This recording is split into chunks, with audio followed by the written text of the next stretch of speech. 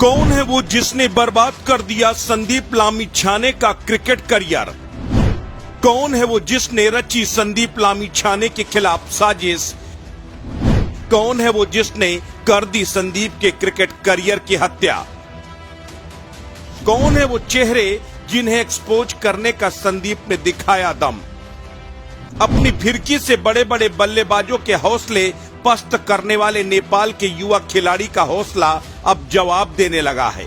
Rape के आरोपों के बाद 8 साल की सजा झेल रहे संदीप लामिछाने के सब्र का पैमाना अब छलकने लगा है। फिरकी के जादूगर और नेपाल की क्रिकेट की धड़कन संदीप लामिछाने ने एक फेसबुक पोस्ट से तहलका मचा दिया।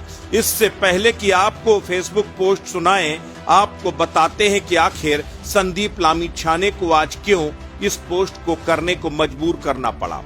नेपाल क्रिकेट को दुश्वारियों से बुलंदियों तक पहुंचाने का श्रेय अगर किसी एक खिलाड़ी को जाता है तो वो खिलाड़ी है संदीप लामिछाने। इस खिलाड़ी ने अपनी फिरकी के दम पर पूरी दुनिया में नेपाल का परचम लहराया।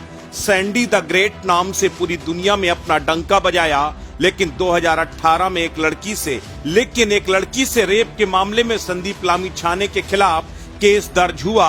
उसके बाद संदीप जेल गया, जेल से लौट कर आया, फिर नेपाल क्रिकेट में वापसी की। लेकिन फिर इस मामले में संदीप लामिछाने को जिला अदालत ने दोषी करार देते हुए 8 साल की सजा सुना दी।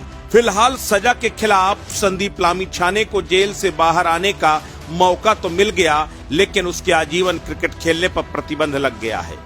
एक युवा खिलाड़ी जिसके पास टैलेंट भी है, दमखम भी है और नेपाल को बुलंदियों तक पहुंचाने का हौसला भी, साजिशों ने उसके क्रिकेट करियर को खत्म कर दिया। T20 विश्व कप के लिए वेस्टइंडीज रवाना हो रही नेपाल टीम को विदाई देने के लिए जब संदीप लामिछाने खिलाड़ियों के पास पहुंचा तब खुद के आंसू रोक नहीं पाया। खिलाड़ियों ने गले लगाकर सैंडी को दिलासा दिया, लेकिन सैंडी के सब्र का पैमाना अब छलकने लगा है। यही वजह है कि पहले 2 ट्वीट के जरिए संदीप लामिछाने ने अपने खिलाफ साजिश करने वालों का भंडाफोड़ करने का ऐलान कर दिया और कह दिया कि मेरे खिलाफ साजिश करने वालों को बख्शूंगा नहीं। उसके बाद फेसबुक पोस्ट के जरिए संदीप लामिछाने ने अपनी दिल की बात कही। अब जरा सुनिए फेसबुक पोस्ट के जरिए संदीप लामिछाने ने क्या कुछ कहा। मैं लंबे समय तक चुप रहा, खुद को अंधेरे में रखा और कठिनाई, आशा और शांति के हर पल का इंतजार किया। मैं जानता हूं कि जिला अदालत द्वारा दिए गए फैसले में गंभीर त्रुटि है, लेकिन मेरे पास लंबे समय तक खुद को चुप और एकांत में रखने का कोई विकल्प नहीं था। मेरी कानूनी टीम को पूरा विश्वास है कि मुझे उस अपराध के लिए दोषी ठहराया गया है जो मैंने नहीं किया। हर बार वो कहते हैं आप न्याय की विफलता के शिकार हैं। ना तो तथ्य हैं, ना ही सबूत, ना ही जांच का कोई ठोस निष्कर्ष उस बात का समर्थन करता है जिसके लिए आपको दोषी ठहराया गया है। लेकिन मैं इस गलत सजा को कब तक और कैसे स्वीकार करूं? मैं बेहद दुखी, निराश हूं।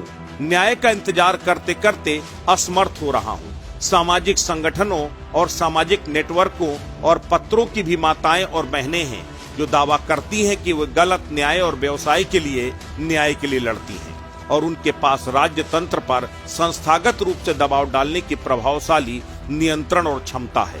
ये उन सभी तथाकथित कार्यकर्ताओं को मेरी स्पष्ट और खुली चुनौती है। आपके पास अभी भी ये साबित करने का समय है कि क्या मेरे और गौशाला 26 के बीच जबरदस्ती या अनुचित प्रभाव में कोई संबंध था। बस इसे तथ्यों और सबूतों के साथ साबित करें।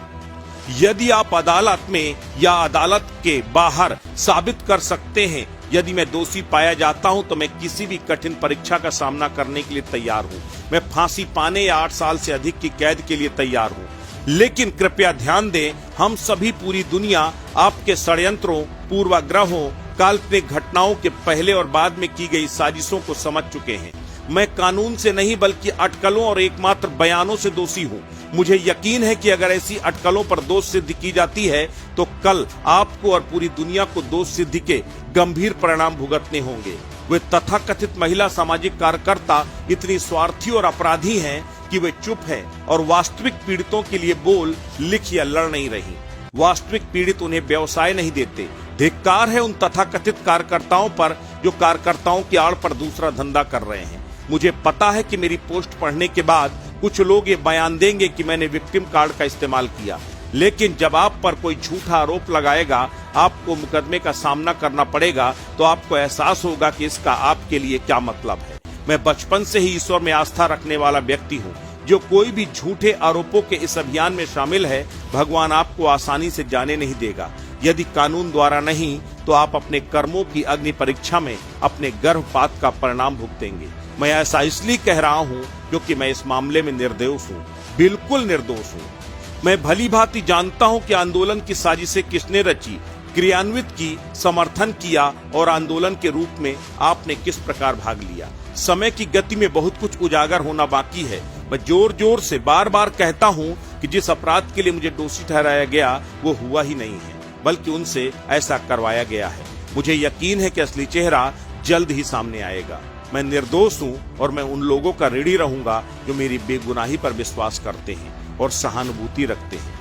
फिर ये तथाकथित कार्यकर्ताओं को मेरी खुली चुनौती है, यदि आप साबित कर सकते हैं कि मेरे और गौशाला 26 के बीच कोई भी संबंध जबरदस्ती या अनुचित प्रभाव के कारण था और मैं दोषी पाया गया हूँ, तो मुझे फांसी पर लटका दें। 8 साल मेरे लिए पर्याप्त नहीं है। मैं तो फंस गया। मैंने जो झेला उससे कोई और न फंसे। प्लीज। संदीप लामिछाने।